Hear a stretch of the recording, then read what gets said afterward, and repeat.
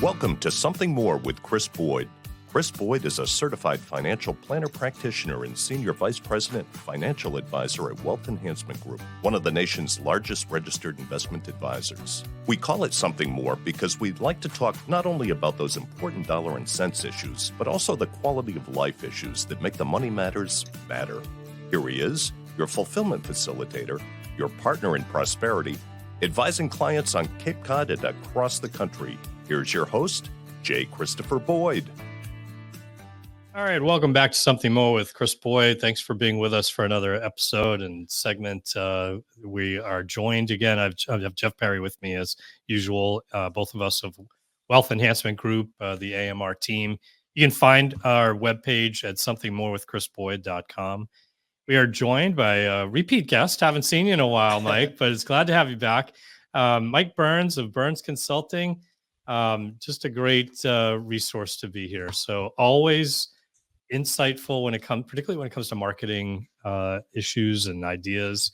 So glad to have you here. Yeah, I'm honored to be here too. As the radio, I guess the run is coming to an end. Yeah. 17 years this weekend, Mike, and it's hard to believe. Everything has its course. I have the turtles singing in my head now. There's a season. Turn. Well, it's amazing. A lot of hard work you put together, and I'm sure your listeners really appreciate it. So thanks. I appreciate it as well. And as I said, it's been a privilege to have the opportunity to do it, and it's bittersweet to give up the radio part of it, but we're still going to have the podcast, and hope people will still stay with us that way. Yeah. So find us. You can find us just by Googling Something More with Chris Boyd. You can probably find our podcasts through our webpage, or you can find it wherever you like to listen to podcasts. Pretty much in most of those. If you want, you can listen to all 1,000 episodes of podcasts. Yes. I did actually change the settings so that it kept 10 years, I think it was, of content available. My only worry is I think it starts when you open up the podcast at 2012 or whatever it is, 2000. I guess it's 10 years, so 2014 or something. Yeah. So you might be at the wrong end of the issues. You might have to rearrange it. I don't know. It's a sort feature. Sort the feed. Yeah. But if you want to start it with the beginning, you can go all the way back. And you could. how much smarter you'd be. Wow. I think how they listen. Tired you'd be. I don't know. That's a lot of time to listen, right? No, I'm kidding. But it's been fun. But thanks for being here. You've been here before, and it's always good to have you back. Yeah. And we're going to talk a little bit about some marketing topics. You had a recent article. It was geared for financial advisors, but I think it's probably a lesson for everybody. Not everyone has a small business, but there's a lot of small businesses on Cape Cod. So I think a lot of our listeners would benefit from this notion. We hear a lot about artificial intelligence, AI, and I think on one level, after Terminator and all the rest of it, we get a little anxious about artificial intelligence and what to make of it, and will it be, or iRobot, or picture whatever it might be, right? And the anxiety part of it, but there's a real tool, a real resource aspect of this. So how do we think about this? Do we try to outsmart it, run away from it, try to, hey, we're better, we're more personable, we're whatever, or do we try to incorporate it somehow into our thinking? Yeah, and I actually wrote the article because I thought so many people are trying to put their head in the sand. Yeah, like they don't want this to happen. You can't stop it. Every country is going to try to have a competitive edge.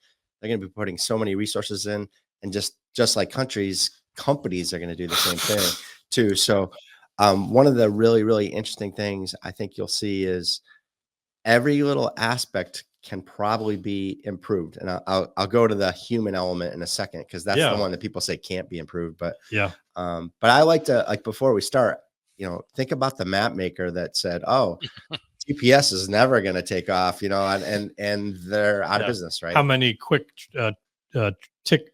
What were they called? Triptychs are you ordering up from AAA these days, right? Right. Yeah. And Remember those? I can. Yep. So I'm showing my age, but in the late '80s, in high school, we went to this place called Action Park in New Jersey. We were from Connecticut, and we got lost on the way back. And I had a friend that said, "Oh, just take 24 to Route 33 to 95, and we'll be home." And we were all in awe. Like he studied maps. Like who does that? Well, I remember I was listening to a book actually, and they were talking about the road atlas that you used to keep in your car. Absolutely. Remember that? Yeah. Absolutely. When Everybody I had started in insurance, it was like you had to have that because you were like, okay, where am I going? You try to memorize it, but you'd have it right at the ready if you needed to. But Yeah. I don't know how we get anywhere, actually.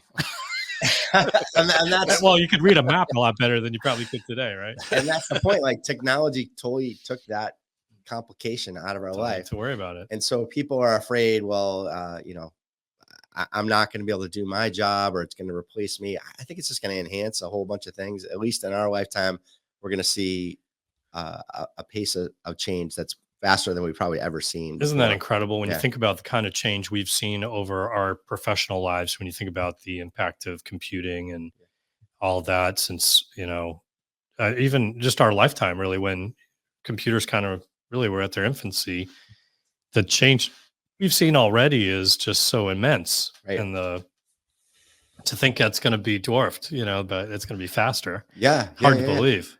And so, in your world, financial advice, people have always said advisors will never be replaced by a robo advisor. Yeah. And the big argument to that was the human element, because I've said it on my speaking tours all the time. Humans want to work with humans.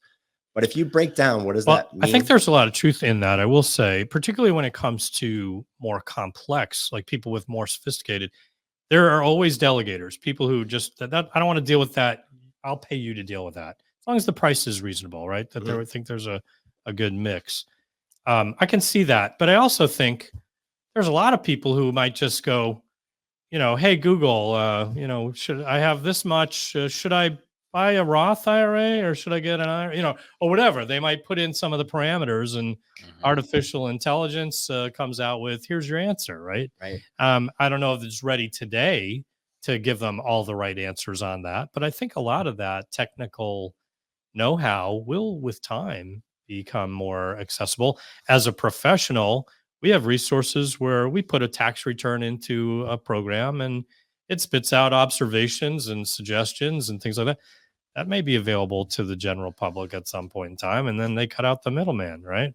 Well, and even the middleman can still be there. So, so all that type of stuff will probably enhance the relationship with the financial advisor, at least in the beginning, right? So, and that example, not always is that advice applicable. Right, I might say, oh, it could be, Mhm. but that's not always what it should be, right? Right. and I think that's what we're finding right now. Like a lot of people are using it to create content, Yeah. and they're realizing some of it's really good and some of it's junk. So the human element has to correct it. Yeah.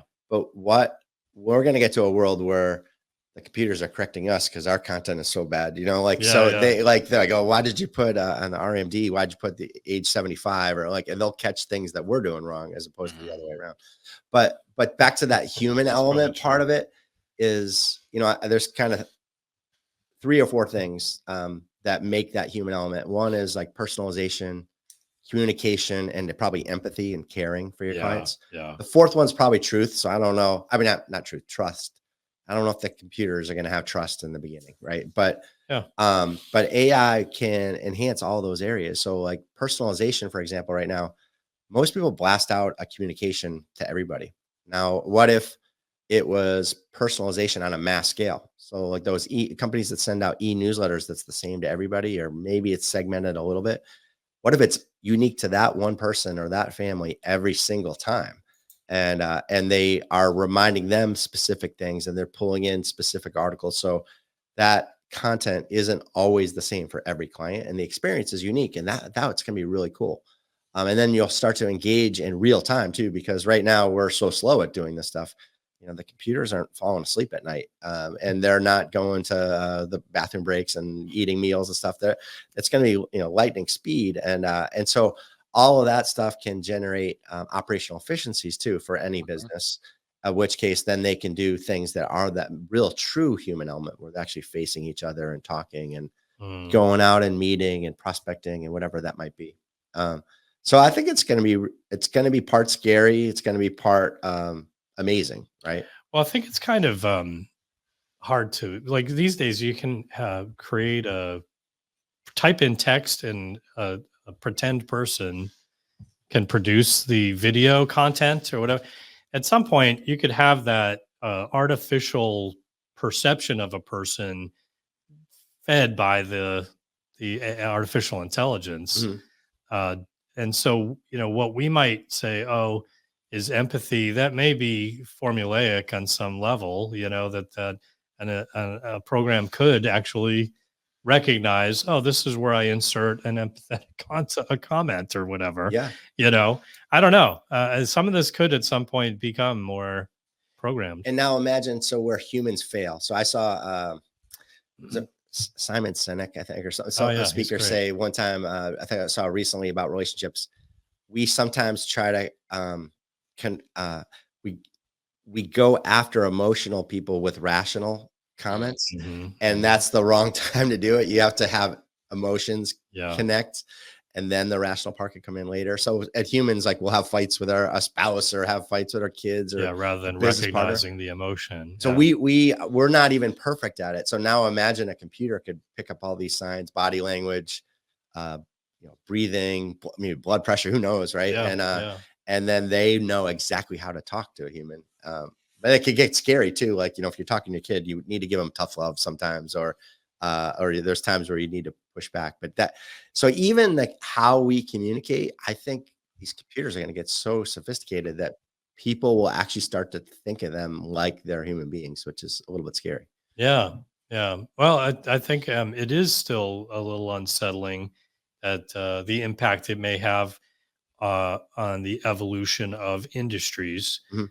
Um, I don't use a travel agent. I go to a site. You can see a lot of things how things could change, Yeah. right? I not say I know there are still travel agents out there, but how many really? Yeah. Yeah. I mean, like from lawyers to financial advisors to anything that like takes thought and expertise, they might be at risk where like the plumber or the landscaper might not be. Yeah. So it could Good be point. interesting to see how like some things might get flipped on their heads. But Because right now, when you look at stats, when there's unemployment, it tends to be people with higher levels of education have lower levels of unemployment, even in bad times, yeah, right? But that may not be the case if you have this. This may affect more of those kind of jobs. You're saying, and there are going to be so much new things that are created like we can't even comprehend. Like Mm. like so the was it 15 years ago we never would have assumed that every mall would have a store selling phones, right? And there are all kinds of jobs created from these new technologies and things like that. So I think we're a li- you know, we're probably not in the right place to be scared of losing jobs at this point, because I think the economy is going to explode and all kinds of things will happen. I think one of the most exciting sectors that will benefit from AI is the medical world. You think about all the information's out there, and most of us love our doctor, but that's a person limited by their training and experience, and to be able to just simultaneously interact with all these other bits of information that are out there to help you get the right diagnosis and treatment. It's it's mind-blowing how big that can be and how good it can be. And of course we can go down a rabbit hole and say how bad it's going to be and the world's going to end because the computers are going to take over the world, yeah, it won't need right? us anymore. They Yeah, won't need us, right? And they'll be running the show. Lots of movies about that. But there's a lot of positive things that are going to come out and make our lives not only more efficient, but actually higher quality. creative thought something we might expect from artificial intelligence? Well, yeah, I use the term in the article called deep learning. So that's Mhm. when the computers start to think on their own, Mm. and they'll do it at a pace that's beyond anything we've ever seen. I saw a speaker the other day, which this is the part that scares me, Right. is that he said he was trying to create God. and Jeez. AI, and that's where it gets out of control, right? And so it could be potentially, just like the GPS is smarter than us now if we're trying to get anywhere in the country to drive somewhere. Yeah. There are going to be elements of it that will trump what we can do as humans, our limited brain power. But I also hope that it works in balance. I hope it doesn't get too out of control. This is probably not the segment you wanted to. No. Alex, what's his name? With I Am God. Did you remember what movie was that? Anyone remember that one where he's like the doctor? All right, never mind. Wait. No. I'm trying to think of what it was. Oh yeah. Alex Baldwin. Alex Baldwin. Yeah. I do remember that. Anyway, so let's transition a little bit. I guess the bottom line is embrace it. Try to find ways to benefit from it in making your work more efficient, more productive, and maybe to start experimenting with some of these resources that might be available. Is that the bottom line? I'd be open to it. So for financial advice, for example, you'll just get so much more data and so much more information. You'll actually be able to give better advice. More systems will talk to each other too, so you'll see things. So you might actually be more proactive in this industry because you're going to know that someone's going to go buy a car and maybe they shouldn't, or maybe they should be spending money for the car and they're not. So you'll get all these data points, and the system will recommend that a communication happen, or you'll just be in touch more often because honestly, right now, like financial advisors can't meet with their client every single day, right? But the AI might be able to exchange information proactively in between those in-person meetings to capture things that sometimes an advisor has a blind spot. Communication will be 100 times better. We talked about that a little bit. And I just think that we're probably not even thinking of some of the opportunities that will come out of this. So. One of the things I like about talking with you, Mike, is you always have a sense of creativity about the way you think about how to connect with one's target market. So, for me as a financial advisor, that's one type of thing, and it may be different for different advisors. But this is the kind of thing that's probably true for just about any kind of, business trying to identify opportunities for new business. And, one of the things we were talking about off air was the idea that, we try to do a fair amount with nonprofits and think in terms of trying to be involved in the community and help and so forth.